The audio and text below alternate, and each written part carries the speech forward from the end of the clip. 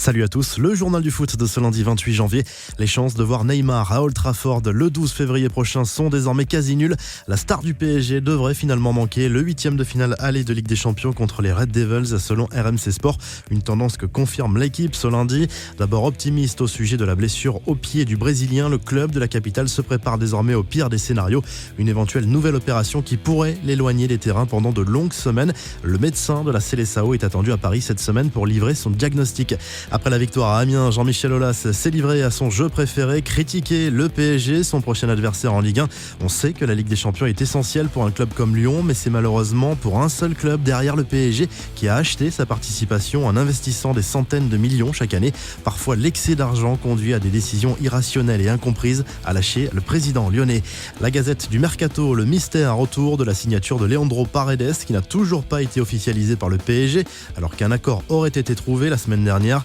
Même Thomas Tuchel a eu du mal à cacher son inquiétude à propos de ce dossier et a fait dans l'ironie en expliquant qu'il cherchait toujours l'Argentin dans les douches et dans les vestiaires. Paris qui aurait dans le même temps transmis une offre inférieure à 30 millions d'euros à Everton pour Idrissa Gueye. Monaco continue son mercato avec l'arrivée de l'ailier international portugais Gelson Martins prêté par l'Atlético Madrid. Olivier Giroud s'est exprimé au sujet de son avenir lors d'un entretien accordé au Canal Football Club. L'attaquant de Chelsea s'est dit flatté par l'intérêt du Barça et n'exclut pas de revenir en France l'été prochain. De son côté, Arsenal tente d'attirer Malcolm. Dans cette fin de mercato, l'ancien Bordelais pourrait être prêté par le Barça cet hiver.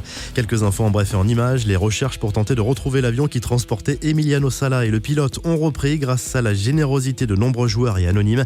La cagnotte lancée par les proches du joueur a dépassé les 300 000 euros de dons. Kylian Mbappé aurait donné 30 000 euros à lui tout seul. Le gros coup de gueule des Parisiens contre l'arbitrage. Dimanche soir, lors de la victoire du PSG contre Rennes, Thilo Kehrer aurait pu être gravement blessé à la cheville sur un tacle du Rennais Mbaye Niang qui a finalement présenté ses excuses. Une faute qui aurait sans doute mérité un carton rouge, mais l'arbitre en a décidé autrement malgré la vidéo. Thomas Tuchel et Antero Henrique étaient furieux en rentrant au vestiaire. Cela a fait réagir également Florian Thauvin, expulsé lui de manière plutôt sévère vendredi soir contre Lille. La revue de presse, Edinson Cavani à la une de l'équipe ce lundi. Le buteur uruguayen a inscrit un doublé dimanche soir contre Rennes. En Italie, la Gazzetta dello Sport revient sur le succès renversant de la Juve sur le terrain de la Lazio Rome dimanche soir. La vieille dame s'envole en tête avec 11 points d'avance sur le Napoli, désormais en Serie A. En Espagne, Marca consacre sa une à Karim Benzema. Le buteur merengue a été omniprésent et s'est offert un doublé dimanche sur le terrain de l'Espagnol Barcelone. On se quitte comme chaque lundi avec le classement des meilleurs buteurs européens et à demain pour un nouveau journal du foot.